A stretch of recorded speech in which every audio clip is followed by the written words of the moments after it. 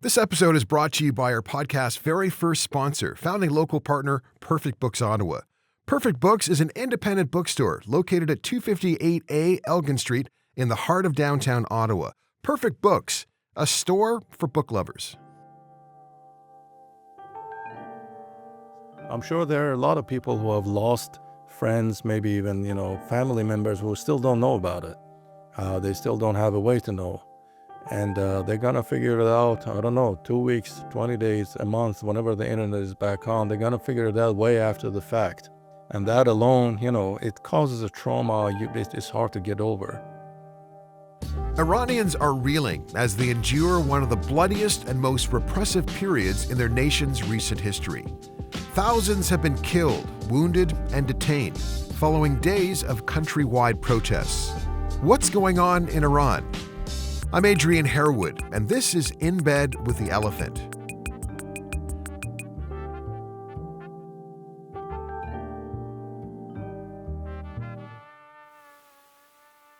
On January 8th, after nearly 2 weeks of demonstrations, Iran's government shut down the internet, cutting the country off from the world and unleashing the fury of their henchmen on the Iranian population.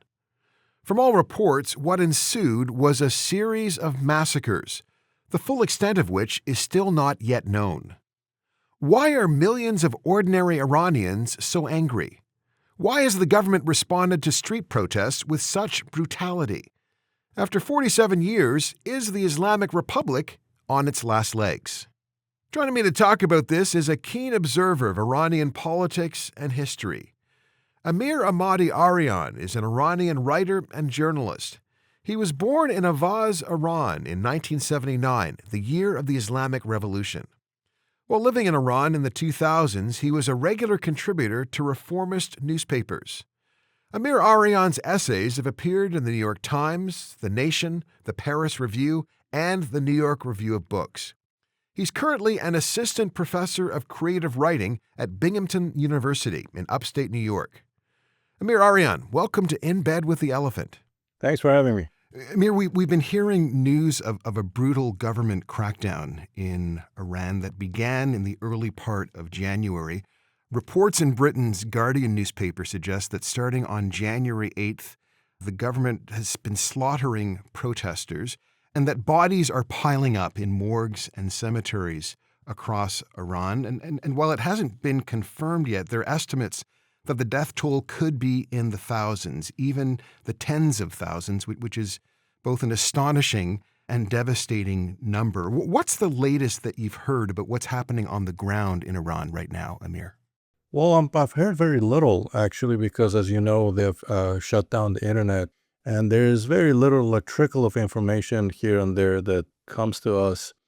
People have like half an hour internet here or there. They try this VPN and the other one, they try like a dozen different kinds of VPNs through a day. One of them gets connected for half an hour. Then they, send a message or check the news and they're cut off again. It's virtually non-existent still. But the little we know, what the Guardian has described and many other news outlets have described seems to be accurate, if not an underestimation of what's been going on. I know a lot of people there. I have a big family and a lot of friends. And virtually every single one of them that I've talked to knows someone who has lost someone or knows someone who has lost someone. So with 1 or 2 degrees of separation, almost everyone knows, someone who has been killed in those 3 days. So that alone, I'm talking about like pretty much all over the country, different age groups, different, socio-political, socioeconomical background. So different people have, had that experience. To me, at least, just based on my own observation, but also based on the videos we have seen and the reports that are coming out and the reports by human rights organizations, suggests that tens of thousands of victims is probably true. And those family members you've had a chance to talk to, like, how are they doing? How are they feeling? What's going through their minds right now? They're devastated. They're pretty numb still. It's a very strange experience because they have been kept out of the global sort of communication system. And because of that, they actually don't know a lot of what we know. The news that we have, a lot of it doesn't reach them. When I talk to someone in Iran, sometimes it feels like I've called someone who lives in a different century almost, in a different sort of communication technology, communication climate. It's like talking to someone who lives in 20th century before the age of the internet. So there's this disparity between, my kind of frantic pursuit of the news and trying to understand what's going on and, watching all the videos and keeping up with the news, and someone who's there who doesn't have this opportunity, and they are much more focused on their sort of small circle of friends and family, their domestic life. They try to just get by, day after day, but they all know enough to be devastated. All the death toll and the bloodshed, all of that aside, the psychological devastation that will follow this massacre. I don't know how we're gonna deal with it, especially those of us who live in Iran, and when the internet is back on, and they actually see the videos and everything else. I'm sure there are a lot of people who have lost friends, maybe even family members who still don't know about it. They still don't have a way to know. And they're gonna figure it out. I don't know, 2 weeks, 20 days, a month, whenever the internet is back on, they're gonna figure it out way after the fact. And that alone, it causes a trauma it's hard to get over. You wrote in an article in the New York Review of Books in mid-January 2026 this. You write, "Since leaving Iran 15 years ago, I have felt a permanent anxiety for loved ones there. Never is it sharper than when the regime shuts the internet down." I'm wondering, what the last couple of weeks have been like for you. Oh, been really, really hard. I've been kind of lost, honestly, over the last couple of weeks.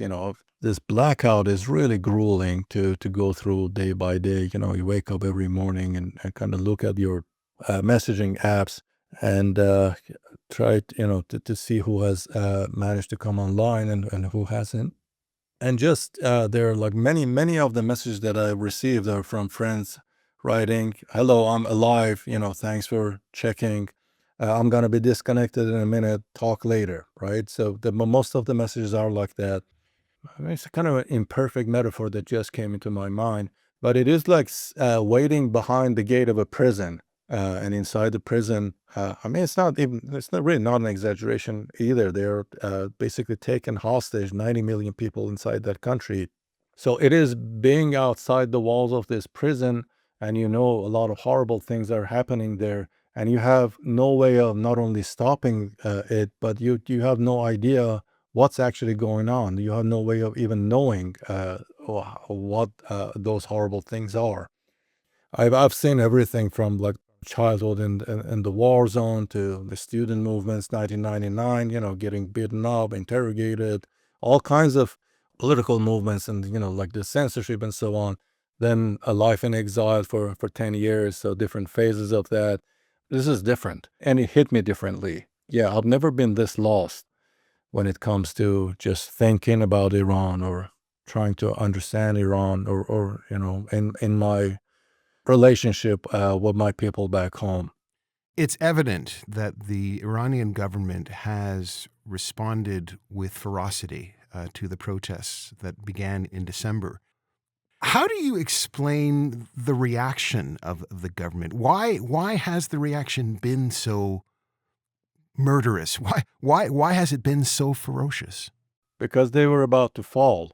I think that's pretty clear by now, that in those 2 days, millions of people came out, 5 million, I don't know, some estimates say 10 million, all over the country, more than 100 cities and towns, a lot of even small villages. And in many major cities, people took over some neighborhoods. They took over police stations, government buildings, and so on. So it seemed like Iran was actually on the verge of some sort of a revolution in those couple of days.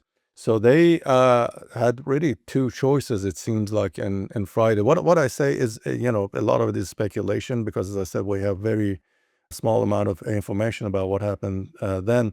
But from what I've seen, this is, what I conclude is that on Thursday evening, when they saw this surge of people this massive, protest, and a lot of it is pretty violent. And, they were like shooting and killing on Thursday too. Then on Friday, they decided to just, go out with everything they have. They just dropped the guard. They removed all the inhibitions and barriers, and they let their guards and their security forces to do whatever they wanted, the live ammunition. That was on the 8th of January. 8th and 9th. I think 8th and in the evening, they realized how bad things actually are. I don't think they had a, realistic sense of what was unfolding all over the country. But when it became clear that this round is actually an existential threat, that this could really bring this government to an end, then, on Friday, they were just basically fighting for their lives. That's why you have this extremely violent response, which led to this unspeakable massacre. So is this response a sign of the government's weakness, or is it a sign, ultimately, of its strength? I don't think exercising this kind of a brutality against your own population ever a sign of strength. They, as a government, you have like I don't know how to put it, maybe reservoir of violence. You have like a certain kind of potential because you have autonomy over or monopoly, I should say, over violence. So this is some sort of a capital that you have to spend very, very carefully and cautiously when you're running a country, when you're ruling over a people. You've got to be extremely careful about how you exercise violence on them. And this is a sort of a potential that you cannot replenish. So the more you use it and the faster you use it, the emptier your tank will be. So every time you see a government going after their own population with this kind of violence and brutality, it's always a sign of weakness. These are not the first protests to happen in Iran, in over the last quarter century. There have been numerous uprisings. How does this, version of protest compare with other demonstrations over the last 25 years? I mean, there's similarities, of course, but there's a major difference. So the similarity is that, if you go back to, say, 2009, the Green Movement, the demand of the protesters was to kind of redo the election, the presidential election that they believed was rigged. In favor of Mahmoud Ahmadinejad. Exactly. Yeah. Right. So when we went out, I was there in Tehran back then, and I was on street all of those days. So the first few days, maybe the first week, when we went out to street, the chants were, "Where's my vote?" So the demand was, doing the election again, or I don't know, investigating how the votes were counted. The first few days of that was what we wanted. There were some, chants like death to dictator or all other sort of more radical demands here and there, but they were not central. Then after those demands, after the government refused to meet those demands and, resorted to violence at some spots, then the protests escalated to the next level. They targeted the supreme leader directly. And, the chants and the slogans grew more radical too. But there was like about a week between, the first round of chants, which had a more like a reformist air to them, and the second round, which were, more radical and went against the system as a whole. Then you come to 2017, same. There's a protest here and there against poverty, against the increase in prices. But then you have a crackdown, you have a violent response, then it escalates to the next level. It targets the supreme leader and the system as a whole. 2019, same. The difference is that if 2009, it took, I don't know, a week between the reformist phase and the more radical phase. Here, it was a couple of days, right? And also another thing that these rounds of movement had in common was that in all three phases, there were like different segments of the society were sort of activated, they were involved. So in 2009, it was more middle class, urban population, young, college educated people, in big cities. 2017 and mainly 2019, it was more, like lower class. It was much more widespread, but more, lower class and smaller cities, smaller towns, working class. That was, they were the main actors of that. So when you come to 2022, during the women life freedom movement, so you see an escalation to a whole different level. And those protests were triggered really by the death of 22-year-old Masa Amini. That's right. Yeah. You have in those protests in 2022, first, both a cultural and an economic demand. It was instigated by the demand for like the removal of those hijab patrols around cities in Iran and accountability for people who killed that young woman. But then also immediately had a different aspect, like a more economic, political aspect, targeted the supreme leader and so on. But more importantly, 2022, as far as I know, it was the first time that the protests in Iran had a sort of a universal quality, in the sense that all people from all over the country, small town, big city, villages, from all sorts of socioeconomic backgrounds, the poor, working class, middle class, upper middle class, and so on, they were all involved. So, it was as if all those demands that, these different segments of the society were pursuing separately in different phases, they finally coalesced into one event in 2022. And now we are in 2026, in January 2026. So the nature of the protests is universal as they were in 2022, except that in much, much larger numbers at the same time. Just one evening, you had all these people coming out at the same time. And also there's violence on the part of the protesters, which we didn't really see much of before. But people are so angry and so, frustrated by this pile of demands that the government has just refused to address. Also, they have this history of violent crackdown. So, realizing that the peaceful protests, no matter how frequently and how carefully they exercise it, it's going to be met with violence anyway. So, it was a whole different phenomenon this time. Pretty violent. Yeah. You say that the government has not responded to a pile of demands. What are those demands? What are millions of Iranians? What are they angry about? What are they frustrated about? I mean, at this point, it's mainly economic. To give you a sense of how bad it is economically today in Iran, the price of egg compared to 2022 is 1,000% more expensive, or more than 1,000% actually. So whatever you paid 3 years ago, you got to pay 10 more times to just buy the same number of eggs, like a box of 12 eggs, right? And in this period, the salaries have been increased, I don't know, 20-30% for vast majority of people.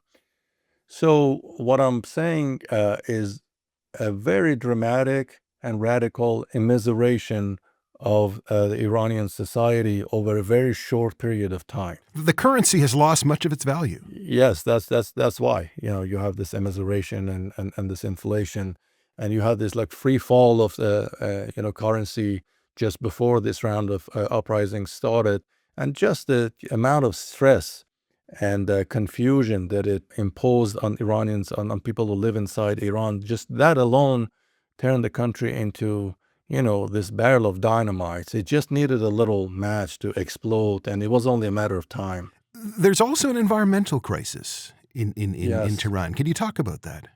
Yes, that's also a big part of that. Over the last year, I think there were many days that Tehran was the most polluted city on earth.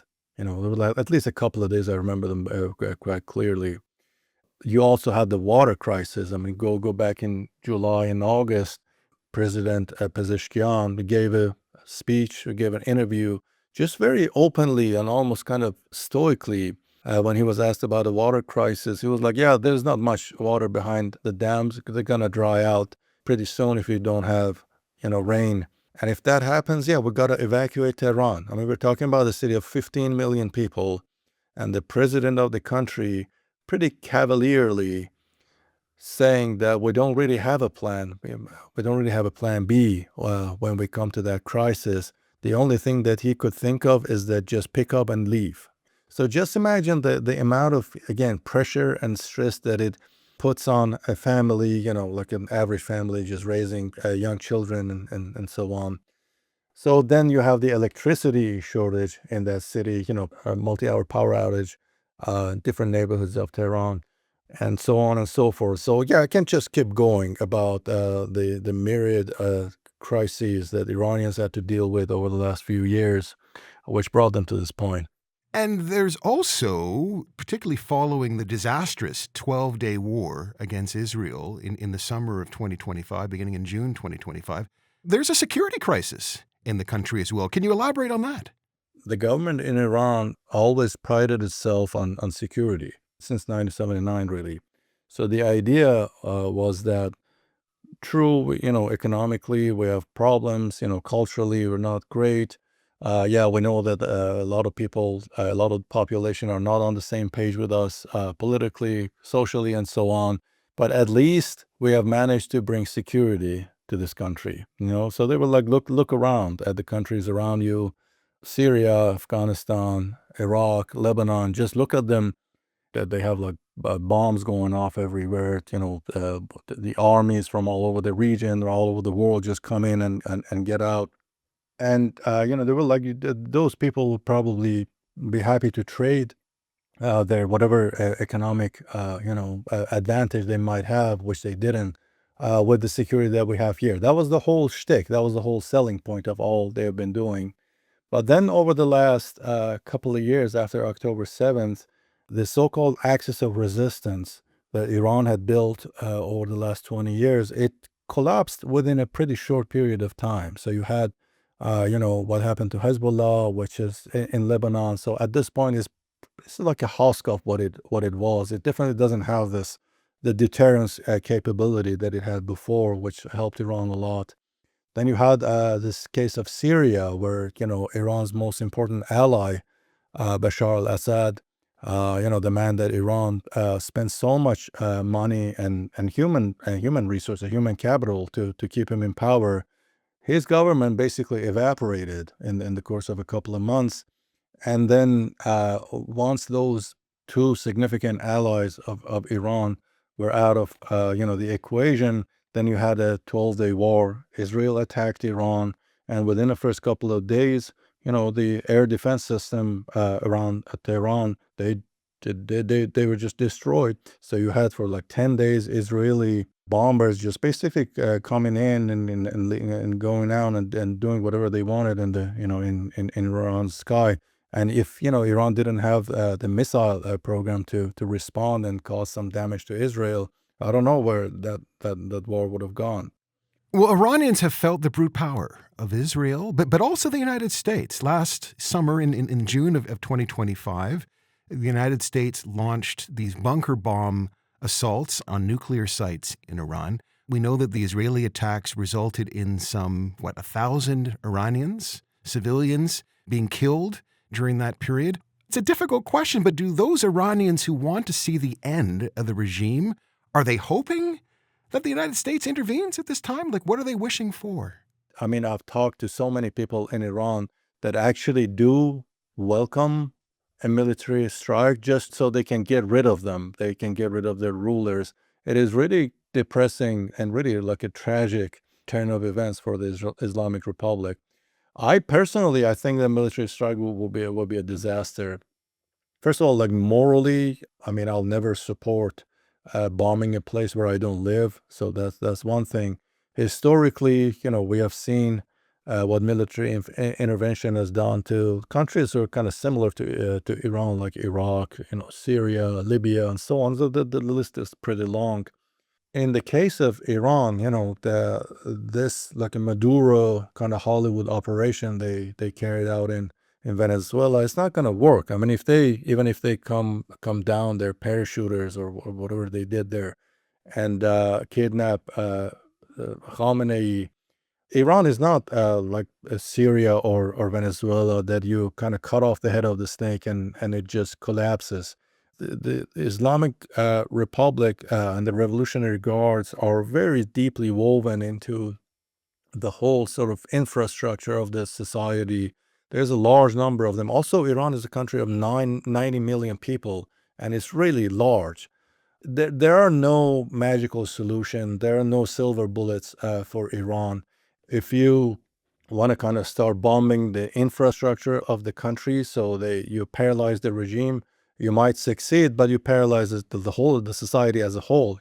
And the ground invasion, I think, out of the question. I mean, Trump has shown extreme reluctance with endangering lives of the U.S. troops, and especially right now with the disaster in Minnesota, he will be even more reluctant to risk that. So I just don't see any realistic scenario. Both historically, we have seen the cases; none of them went well. But also just looking at this situation in isolation, I don't know how you can argue for a military strike that will eventually lead to the improvement of the lives of Iranians. We know that Donald Trump, the U.S. President Donald Trump, has been sending strong signals that he wants to, or that he's willing to intervene in the situation in Iran. He said if the regime carried out a killing spree, that the United States would respond. He sent an armada that is in the region of Iran right now. We don't know what's going to transpire with that. But to this point, he hasn't acted. And I'm wondering what you think might have happened to restrain him. It takes time. I don't think he's restrained exactly. The military buildup that we see in the Middle East is pretty significant. It's not for nothing. I mean, there are these massive ships in the Persian Gulf. There are many bombers and various sort of military bases surrounding Iran, and just moving those things to the region costs billions of dollars apparently. So I don't think this is all for nothing, or he is restrained. Taking military action against a country that has one of the most sophisticated missile programs in the world, and has a very large stockpile of missiles of various kinds. It can, attack the U.S. military bases in the region, anywhere from, Israel to all the Arab world. So if you want to really kind of go into war with that country, you can't rush it. I really don't know if they actually want to go to war, or if it's just deterrence, or what kind of war they want to carry out, or what they want actually from Iran. I have no idea what's going on in Trump's head, but I don't think he's restrained. I mean, the threat is very much alive and there. On the economic file, the government is going to say in its defense that the economic crisis that Iran faces, that has befallen Iran, is a result of external forces, is a result of the sanctions that have been placed, the devastating sanctions that have been placed on Iran over many years by the United States and Europe. Is that a strong enough defense? Are the external pressures that have been placed on Iran to blame for the economic condition of the country? Yeah, I mean, the sanctions were a very significant factor here, especially after they signed the nuclear deal. And so they were, ready to kind of rejoin the international community. Then Trump came in and just tore that up and imposed even harsher sanctions. So, yeah, the sanctions had played a significant role in weakening that economy, and kind of opening up all kinds of spaces and opportunities for corruption. But that doesn't justify what has been happening over the last few years. They formed a sort of an oligarchy, or an economic mafia within the system, that in the name of bypassing the sanctions, they've been just enriching themselves over time. And so we have like a very peculiar billionaire class in Iran. So these are children of people in the government, like the minister of this or that, or the children of the Revolutionary Guard commanders, at the very top of the pyramid of power. And so they just started these little companies. They're they're supposedly private companies, but they're all linked to government or military institutions. and they started selling oil and export other goods through these companies. So the way it worked was that, yes, the sanctions, it was like you throw a net over Iran, but there's a big hole in it. And this big hole is the fact that China is over there, is a country with an insatiable appetite for energy, for oil, and it's just too strong to be bullied by the US, right?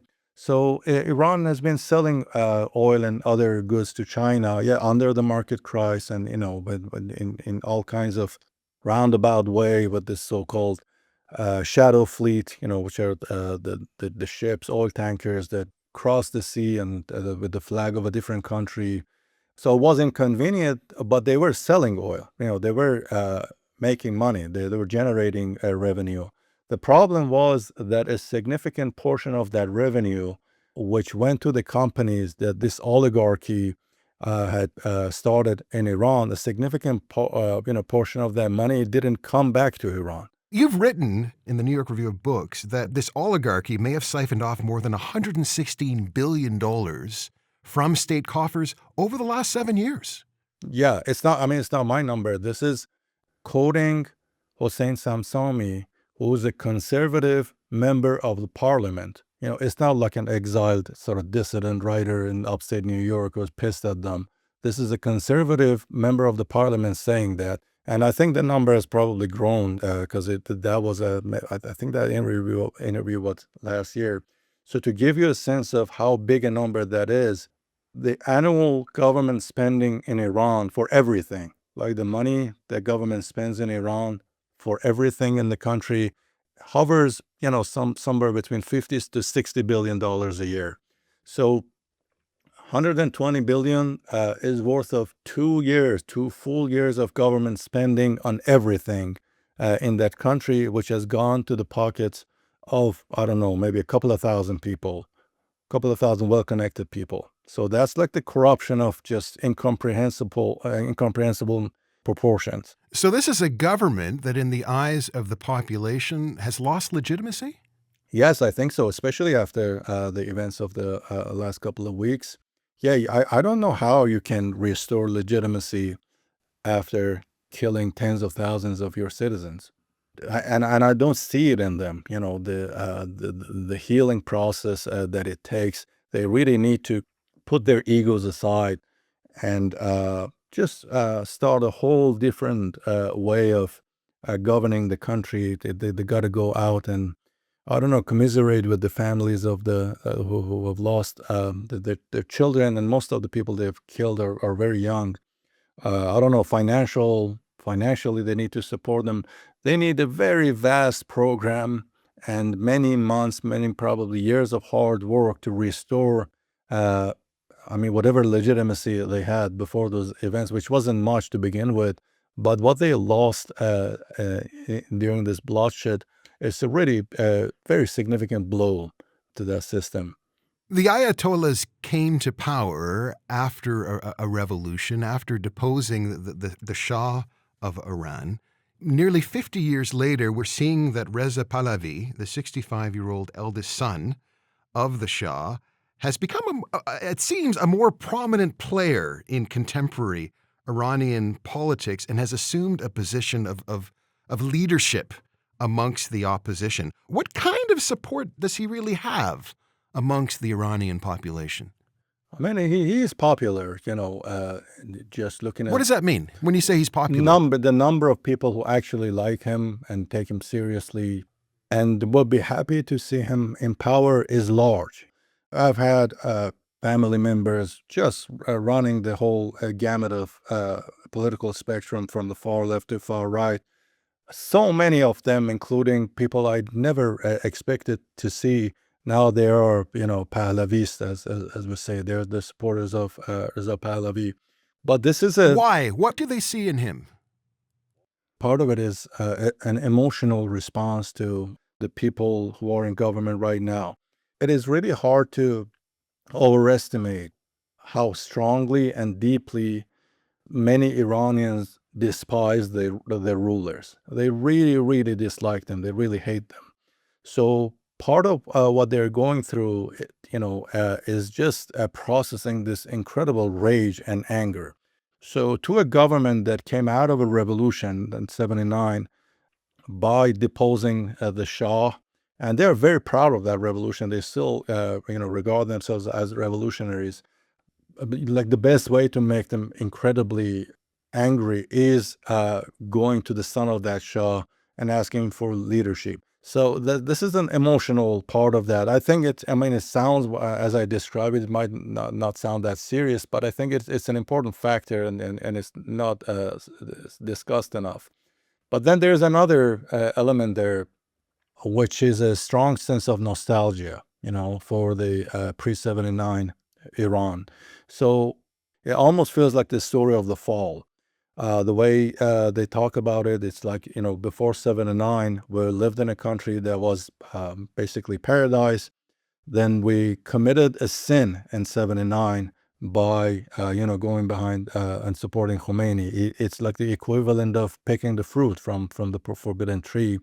We committed a sin in 79, and for the next 47 years, all we have been doing, been paying the price of that sin. We're just being punished for our ingratitude towards the Shah and the system we put in place. So for them, kind of this inclination towards the son of the Shah, it also has a sense of correcting a historical error. What our fathers did, the mistake they made, we're here to correct it. And yet, Amir, I would imagine that there are some who would say the anger towards the Shah's regime, government, was warranted. This was a government of Savak. This was a government that terrorized thousands of Iranians. The secret police played a very, very significant role in daily life for Iranians for decades and was very, very brutal. So what is it that elicits this idea of that time, that pre-revolutionary, pre-1979 time, as being paradise? In concrete terms, what does that period look like to those folks who you say support Reza Pahlavi? It is not. It's not about historical reality necessarily. It is a more sort of maybe a poetic, mythical notion of history that I'm talking about. But it doesn't mean that it doesn't have some roots in reality. There's some elements of truth to it. The fact is that it's something that people like me, sort of like this sort of quote unquote intellectuals class forget, is that most people are apolitical. They don't really care that much about politics. You see that especially when you live in the U.S., which is kind of shocking when you come here from the outside. But even in the rest of the world too, what most people want is it's kind of a secure daily life, right? They want to have a job. They want to, have security. They want to be able to bring food to the table. They want to raise their children. They want to have a peaceful, quiet life without like the ups and downs of politics or struggling for freedom and so on. That's what most people want. So back in, under the Shah, yeah, if you were involved in politics, it would have been really tough. As you said, Savak was a pretty brutal system. The prisons were full, though. Compared to what happened after that, it's pretty mild, but still. And if you were a political dissident, it would have been scary to live there. But if you were not, and the vast majority of people were not, what they cared about was economy, was social freedom. I don't know, to just have a passport that you can travel around, to go on a vacation to Western country or wherever, or to be able to afford that. All of these things that disappeared after the revolution. So this is the nostalgia is for the ordinary life, for the life that people in the West just take for granted. You and I just take for granted. People in Iran are denied just the basics of daily life, and that's what they long for. A lot of people really don't want to live in a utopia. They just want to have the basic things that pretty much everybody in the modern world enjoys or takes for granted. So the notion then that Reza Pahlavi is a puppet of the West, a creation of the West and Israel, isn't accurate. He has genuine support in the country. Two things can be true at the same time. The fact is that his popularity has a lot to do with a TV channel called Iranian International, which is it's a very powerful media operation. Really kind of impressive how well they have operated over the last 10 years. And we know they have kind of close ties to Israel. They've interviewed Netanyahu many times. So there are very clear links between Mr. Pahlavi and Israel. But I don't know if I can call him a puppet of Israel, but he's definitely being supported by them, financially, it seems like, and definitely in terms of the media. But that also, that can be true, and at the same time, be popular within Iran for different reasons, for reasons that I laid out. I don't think these two facts are in conflict. One thing that I would say depresses you, disappoints you, maybe even demoralizes you, is what you call the academic left in the West. You write, quote, "The academic left in the West, which forms the milieu I inhabit, has long had an uneasy relationship with Iran. Opposition to atrocities carried out by the U.S. and Israel tips too often into the reductive conclusion that whoever resists them qualifies for the benefit of the doubt, if not outright support, even when they perpetrate similar atrocities elsewhere. This destructive simplification has hardened since the world witnessed Israel's live-streamed genocidal campaign in Gaza. The fact that Iran alone, among Middle Eastern states, opposed Israel directly and unequivocally has seemed, for some factions within the U.S. left, to absolve the regime of its domestic crimes." Can you kind of explain that a little bit, unpack that?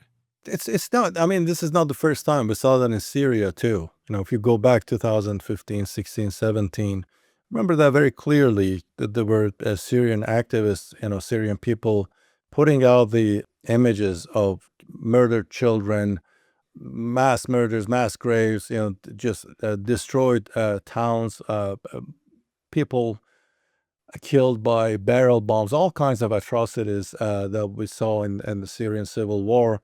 So they were screaming at the world that just, look, this is what our government is doing to us. And, they're like academic left, pundits in the media, they turned a blind eye. And some of them, I mean, most of them didn't express why, they just ignored it. But the argument you would hear from some of them was that the Assad regime is their strategic ally in their fight against Israel. So because Assad and, by extension, Iran, those governments, they basically needed them in their fight. I mean, when I say their fight, most of them live in the U.S., so they don't really have like a real skin in that fight. It's mostly theoretical and like geopolitical analysis. But yeah, in that fight, they were saying that the governments in Iran and Syria are our allies. Their calculus was that despite the repressive nature of those governments, we need them in power to maintain some sort of balance of power in the region so we can fight for the rights of the Palestinians. That argument is pretty terrible, however you slice it. So the idea that the government in Iran can carry out mass murder and you justify it by a dubious geopolitical argument, it's just against like the basic decency, against all rules of human rights, against everything that you claim to believe in. So what would be the ethical response then to what's going on in Iran, particularly from the so-called academic left? Yeah, that's a good question. It's a very difficult question, but I think I have a couple of solutions in mind. The very basic thing, I want us to do something. I don't care about what the position people take on Twitter. So the question is what you can actually do for the people of Iran. Because what we have now, if you support the military strike, it will, I think, inevitably lead to a catastrophe. But if you go, hands off Iran and nobody touch Iran, everybody, leave them alone. That's a sovereign nation. They have to deal with what they do, with what they have. So what you're preaching is hands off Khamenei. You're not preaching hands off Iran, because the government in that country is treating the people like an occupying force. They're not treating them like they're citizens.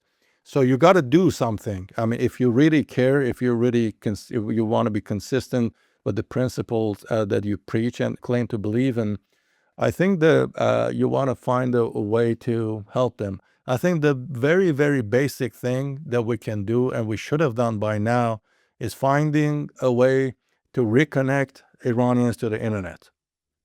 The technology is there. I mean, you can kind of connect the satellite to the phones directly, and anyone who has a phone, they can have access to the internet without requiring the infrastructure, which is controlled by the state. That alone can completely change the game and give the upper hand to the people. But there are other things you can do too. I mean, it sounds like fantastical, but it's been done before in history. If I were, among the leaders of the Iranian opposition, I would call upon all Iranians around the world, anyone who has an Iranian passport, to come to the neighboring countries of Iran, Turkey, Iraq, Azerbaijan, Pakistan, and so on, and just crowd at the border. I mean, we in diaspora, Iranian citizens, have every right to be back home. A lot of us are just expelled from our homeland on the basis of political reasons. I mean, I'm basically, I'm persona non grata back home because of what I wrote. So they can't do that. And there are 5-6 million Iranians in diaspora. One really amazing gesture the diaspora can do is to crowd the borders of Iran and demand to be let in. That's the least we can do. So that's the kind of pressure they can put on the government. And if they don't open the border, they have one kind of crisis. If they do open it, they have another kind of crisis. And it's just a gesture of solidarity that is much needed instead of shouting at each other on Twitter. There are other ways too. I mean, if you go back to the Spanish Civil War, for instance, how brigades of citizens from all over the world, a lot of them leftists. I mean, there were a lot of writers among them, Hemingway, George Orwell, John Dos Passos, and others, who just, they were amateur fighters, but, they went to Spain and they fought the Franco regime along with people of Spain. So it was quite messy, and there was a lot of naivete involved. But the idea of a global brigade comprised of citizens from all over the world, going to a place like Iran, independent of their states, their governments, and trying to help subjugated people or in the grip of a ruthless dictator in their country. That's something that could work. Again, as I said, these ideas sound sort of fantastical because we are so accustomed to do politics on screen that we just forgot that the actual change comes about on the ground. So you got to actually walk if you want to make real change. All the people who brought about a meaningful change in the world, like Martin Luther King, Gandhi, Mandela, and so on, they use their feet a lot more than their hands. And what we have is just millions of people, glued to their screens, social media, shouting at each other, liking this or that, signing this or that petition, really thinking that they are doing something. But none of that means anything unless you actually put your feet on the ground and go there or near there or somehow do something meaningful with your body, right? And on the ground there in Iran or nearby. Amir Ahmadi Arian, thanks so much for joining us. Thank you. Appreciate it. You've been listening to In Bed with the Elephant, a production of Ricochet Media. Let us know what you think about our show by leaving a review on Apple Podcasts. You can follow the podcast on Apple, Spotify, Amazon, iHeartRadio, YouTube, or wherever you find your podcasts. The producer, editor, and sound engineer of In Bed with the Elephant is Dave Sarrazin. Executive producers, Ethan Cox and Andrea Houston. Music, Parker Harewood. Graphics, Connor Kaloran. I'm Adrian Harewood. See you next time.